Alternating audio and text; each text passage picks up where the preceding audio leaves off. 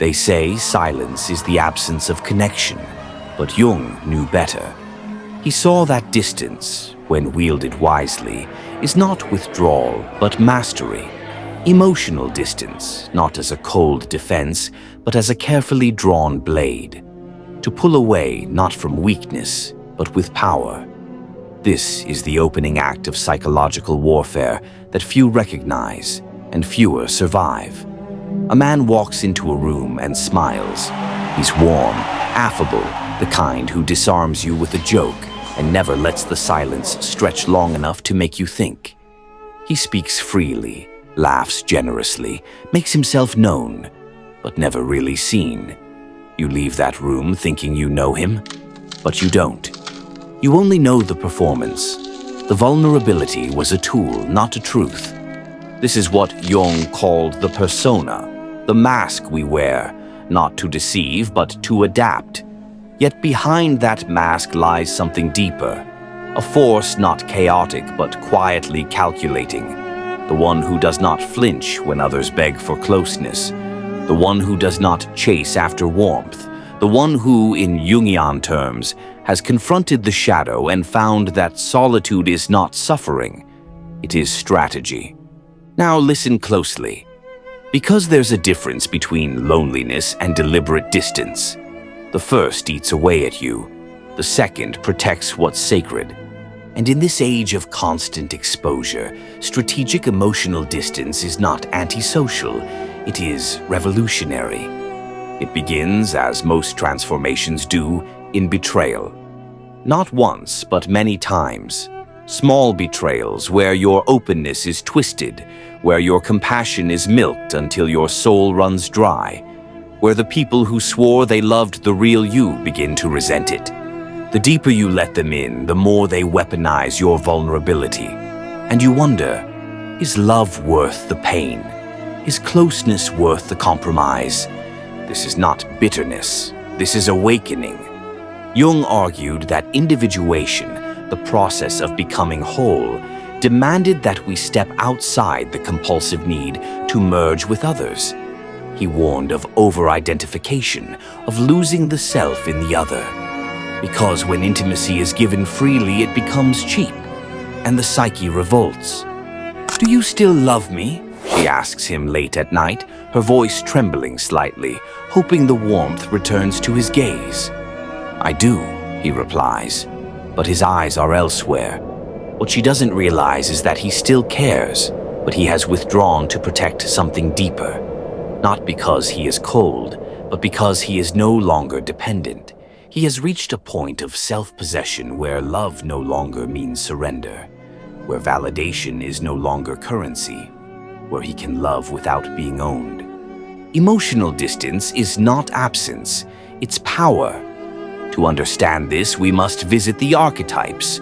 Jung's great insight was that beneath the surface of personality, we are all animated by timeless psychological patterns, gods in modern clothes, and among them walks the warrior and the sage, both deeply intimate yet profoundly distant. The warrior does not cry in battle because the moment demands resolve, not release. He bleeds later, alone, in the sanctuary of his solitude. The sage does not bare his soul to everyone who listens. He speaks only when silence cannot bear the weight of wisdom. His intimacy is precise, measured, sacred. So when a man learns to wield emotional distance, he is not avoiding intimacy. He is refining it. His love becomes sharper, cleaner. His friendships become fewer but truer. His energy, once scattered on shallow connections, is now a weapon, concentrated, silent, and terrifying in its discipline. This is not for everyone. Those who have not faced themselves will call you distant, arrogant, cold. They will say, "You've changed," and you will reply, "Yes, I have." Because change in the Jungian world is not about becoming someone new. It is about becoming more of who you already are, stripped of noise, stripped of pretense. The self emerges not in the warmth of others, but in the fire of solitude. There's a paradox Jung wrestled with. We crave love, yet we must become whole alone. He saw that every human being carries a divine paradox, the urge to merge and the call to separate. One draws us toward others, the other pulls us inward toward our true center. If we follow only the need to connect, we become diluted. We lose shape like ink in water. If we follow only the call to isolate, we become numb, unreachable. But when we learn the dance, to offer closeness strategically, to reveal ourselves with intention, not addiction, we unlock a power few dare to hold. That's emotional distance. It is not a wall. It is a gate. And you hold the key. Consider the lion. It doesn't roar to be seen. It roars to be heard when necessary. The rest of the time, it stalks the savannah in silence, controlled, composed, lethal when provoked, but never loud without cause. This is the energy of strategic intimacy. You don't give your truth away freely. You don't explain yourself to people who haven't earned the right to hear your story. You don't unpack your heart on command. Your emotions are sacred territory, not a marketplace. This does not mean you are empty. It means your depth has become refined, focused, protected. Jung would say, you are integrating the shadow. Because the person who can stand in emotional distance without guilt, who can say no without apology, who can detach without bitterness, that person has met their darker side and made peace with it. They are no longer driven by guilt, by childhood conditioning, by the instinct to be liked or understood. They are driven by alignment. You do not answer every message. You do not give your time to every invite. You no longer feel shame for preserving your energy. Because now you understand, not every interaction is a connection. Not every listener deserves your truth. Not every heart is a safe harbor. And you have become sovereign. This is the essence of psychological maturity. Not to retreat from life, but to enter it with precision. But what if they leave? The inner child still whispers. Then they were never meant to stay, the adult replies. This voice, the one that no longer begs for approval, that no longer feels obligated to offer intimacy as proof of love, this is the product of shadow work. Jung knew that we must not only see our darkness, we must own it. And emotional distance is part of that darkness, not because it is cruel, but because it is misunderstood. It is a boundary, not a blade, unless it needs to be both. And now the path narrows, because as you become more whole, fewer people will fit into your life. The ones who stayed for access, for drama, for validation, they will leave, or attack, or guilt trip you into coming back. Don't. Let them go. Let them believe you've become heartless, because only they will mourn the loss of your emotional availability. You, on the other hand, will discover a peace that needs no performance. This is the price of depth. This is the cost of sovereignty. And it is worth it. This emotional detachment isn't just interpersonal, it becomes intrapersonal. You begin to witness your thoughts with a surgeon's steadiness. You stop catastrophizing.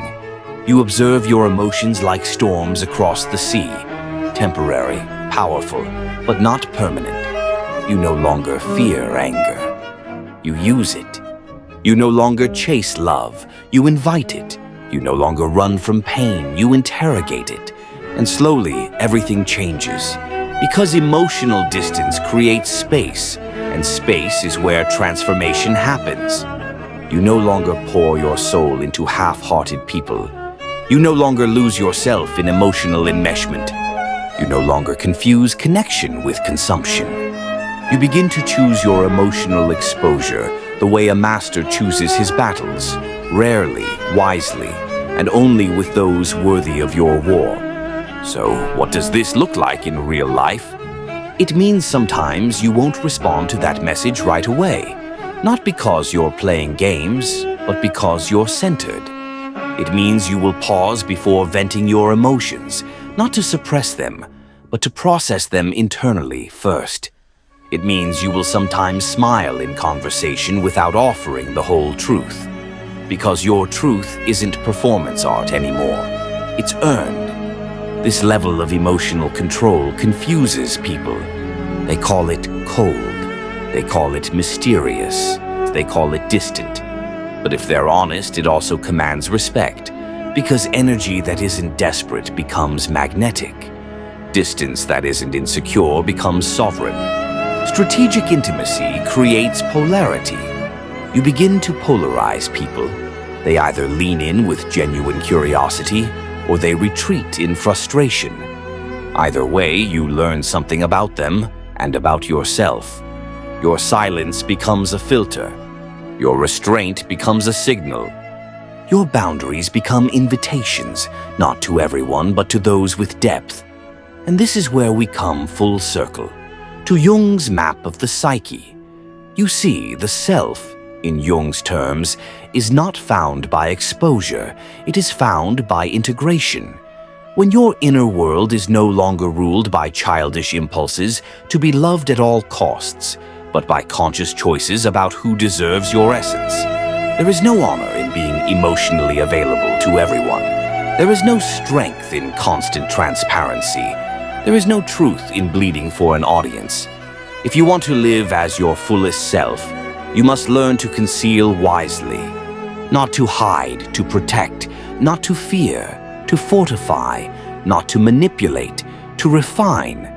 Jung's greatest insight was that our unconscious holds both light and shadow, and only by confronting both can we become whole. Emotional distance, when practiced consciously, is a shadow-integrated trait. It means you are no longer afraid to be alone. You are no longer addicted to closeness. You are no longer governed by the fear of disconnection. Because the disconnection that used to wound you, now it fuels you. You now see the power of selective intimacy. You realize that attraction isn't created by closeness. It's created by contrast. Space, tension, silence, the pause between words, the gap between glances, the calm between storms.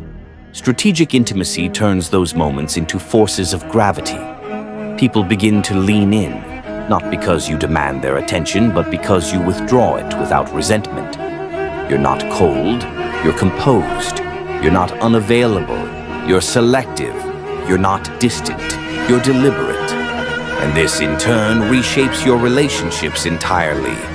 Your partner begins to respect your space instead of invading it. Your friends begin to earn your vulnerability instead of expecting it.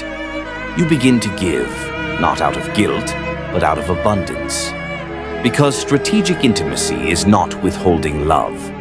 It's offering it in a form that preserves you as much as it nurtures them. This is not emotional selfishness. This is psychological equilibrium. You now understand you don't need to be understood to be whole. You don't need to be desired to feel valuable. You don't need to be known to know yourself. You are now your own container. You hold your own energy. You validate your own mind. And so the need to prove, to please, to perform dies quietly. Who looks outside dreams, who looks inside awakes. Carl Jung. Let others mistake your quiet for disinterest. Let them misread your restraint as indifference. Let them say you are too distant, too silent, too reserved. Because the ones who matter will hear the roar in your silence. They will feel the depth behind your gaze. They will sense the fire in your stillness. And they will step forward, not to break your walls, but to sit beside them. Not to extract your truth, but to be present with it. These are your people. Not everyone deserves access to your emotional interior, because when you finally invite someone in, when you truly let them see you, it should feel like opening a temple, not unlocking a storage closet. That is the weight of intimacy, and emotional distance makes it sacred again. In the end, this is not a call to withdraw. It is a call to ascend. You are not becoming less emotional. You are becoming more powerful with your emotions. You are not becoming antisocial. You are becoming deeply, quietly sovereign. You are not building walls to keep the world out. You are building a fortress to protect what's sacred within. And the people who are worthy of you, they will not knock down your doors. They will wait patiently outside your gates, because they will know that whatever lies behind them is worth the wait.